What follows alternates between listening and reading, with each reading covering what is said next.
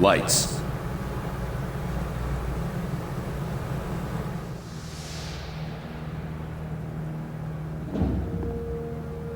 We are at war, and not the one we were expecting. Groom range, 2100 hours. Survivors, 6. In just a few minutes, our enemy managed to destroy the primary Strategic Command Center. By 2130, Strategic Command itself ceased to exist. Our combined military forces have been routed. The comms have gone dark. The red phone will not be ringing. And that is why, as of now, I, Myron Falk, am assuming command of what's left of our nation's defenses. The Bureau was founded to coordinate resistance forces in the event of a complete and successful Soviet invasion. That mission remains the same, even if our enemy does not. We now face an opponent from beyond our world, whose identity is yet unknown. But make no mistake, this enemy has crippled us. They have technology decades beyond what we possess. We must make it our own. Their weapons will become our weapons, and when they do, we shall annihilate them. I give you new orders. Survive, adapt, win. Welcome to XCOM.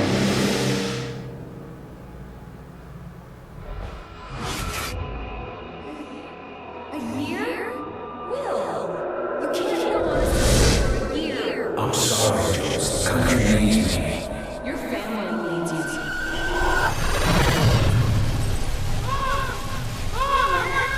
No!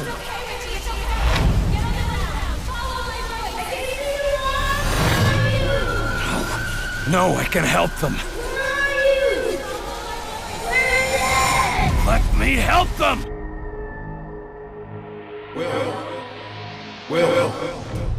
Will. Carter. Hey, Will, wake up. What? Jesus, Carter. How is it you look worse than before you went to sleep? I'm fine. And you yelling for me to wake up doesn't help. I wasn't the one yelling. What did I say? Something about a fire. I don't know. I guess after the morning you had, it makes sense. No, this wasn't about that. It wasn't about Groom Range. Well, my guess is you're not the only one having nightmares after this morning. Head shrinking's gonna be a big business after this war. If there isn't after this war. Christ, that was dark. Anyway, Falk's looking for you. Wants you in his office, ASAP. The old man say what he wanted with me? Guess you don't know him all that well yet. The director doesn't tell anyone anything he doesn't think they need to know. Well, I guess you can't really hold knocking off for a few against me, seeing as how we seem to be in our office and our quarters. Yeah, I guess some parts of the emergency plan leave something to be desired. Ah well, it'll be just like college, right? Yeah, except I stayed in Mrs. Hawthorne's boarding house back in Terre Haute. Had my own bathroom and everything. Well, ain't you fancy? Are you saying something about that radio? Oh yeah. Cheap thing normally just pipes in the company elevator music, but it's been picking up some weird signal. Damned if I know what it is. Don't we have more important issues to deal with? Sure, that's why I haven't bothered with it. But if someone on the outside is able to broadcast through that jamming signal, well, it could be important. Who would know more about this? Check with Operator Chelsky. She's information officer for the Bureau. Keeps track of communications, arranges contacts, manages what the public hears. The whole deal. I'd better go see what the old man wants. See you later, Will.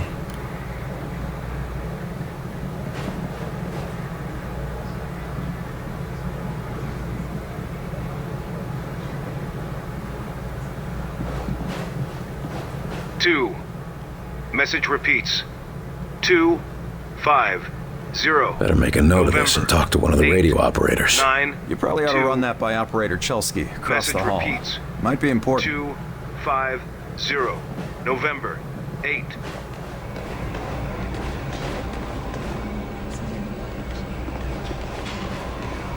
Headed with this. Just running it over to the armory. I wasn't told about any deliveries. In case you haven't noticed, things are a little hectic around here right now. There's a war on. Sorry, Doc. But we're gonna have to hold you here while we check this with Central. Central? Are you kidding me? Oh, that's right, I forgot. None of you people can think for yourselves. Watch yourself, Doc. Lighthouse, point 1. Point 1, go for Lighthouse. Hey, I got one of the white coats here with a hazmat delivery for the QM. Says he had it scheduled, but I don't have any transfers on my dock. Stand by, I'll check the logs. I really don't have time for this. We don't have time for this. Every moment is vital to our success. Sorry, Doc. We got orders.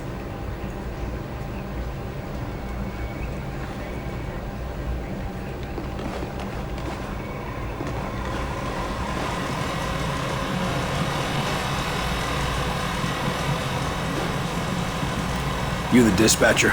A little more than that, Agent Carter. I'm Chief Information Officer with the Bureau. Information officer, what does that mean? I oversee the dispatchers, but in addition to that, I also manage our public communications and keep our profile low. And for now, my job is also keeping the public from knowing the scope of the threat. Because rioting mobs of civilians are the last thing we need right now. Exactly. You and your agents contain the enemy's attacks, and my operators will keep the public panic level in check. I'll try not to distract you too much. As long as you have a good reason. What do you need, sir? Isn't the enemy jamming all communications? Yes, most broadcasting equipment is facing heavy interference, cutting effective range down to less than 5% of normal. Then how are you... Our equipment is significantly more robust. We're still communicating at approximately 90% of effective range. The best of the best, you know. What does the population know? They're worried about the communications blackout, but our operatives in the major cities are keeping them in line. Keeping them in line? You make it sound like they've declared martial law. Nothing as heavy-handed as that, just a series of emergency preparedness tests. They'll be tense, but orderly. The radio's been playing a strange broadcast. Any idea what it means? I heard. It's probably an automated weather station nearby, but I suppose it might be instructions for picking up a weaker signal. A clever broadcaster could bypass the worst of the jamming that way. It could be survivors. We could bring them in. It's worth checking out. I'll have Operator Hughes run the radio while you give us the data. First, set the range to 100. Now the direction? Set the direction north. And the frequency? Set the frequency to 155 kilohertz. Checking low frequency. I've taken enough of your time. Yes, sir.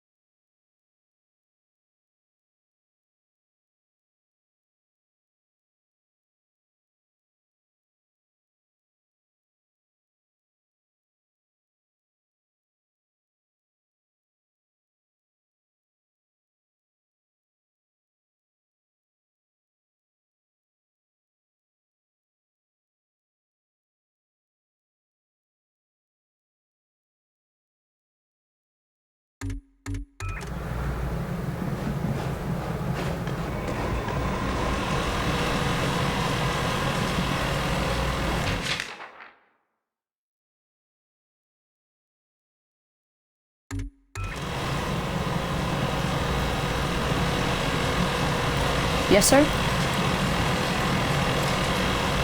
The radio's been playing a strange broadcast. Any idea what it means? I heard. It's probably an automated weather station nearby, but I suppose it might be instructions for picking up a weaker signal.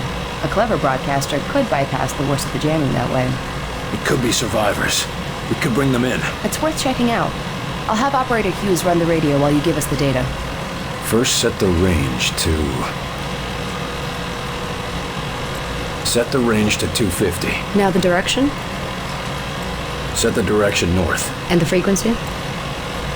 Set the frequency to 892 megahertz. Checking ultra-high frequency. Nothing. Wait. What is... It's survivors. They're trying to warn others of the attack. Reply. Tell them they aren't alone. We'll do what we can to assist. We'll dispatch someone to help, but we'll also have to make sure they stop broadcasting immediately. We can't risk that information spreading. As long as they get rescued.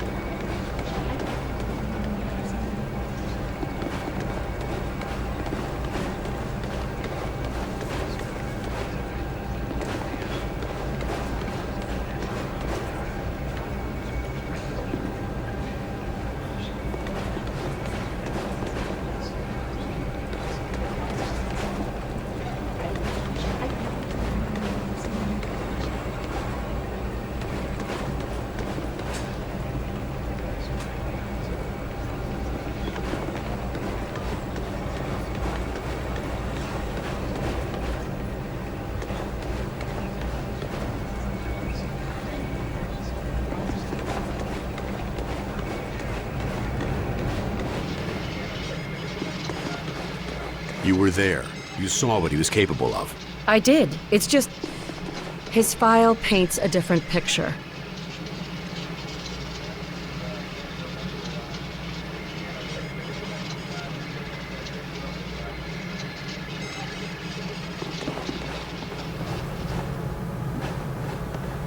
Okay, agents, let's begin. We going on another wild goose chase, Director?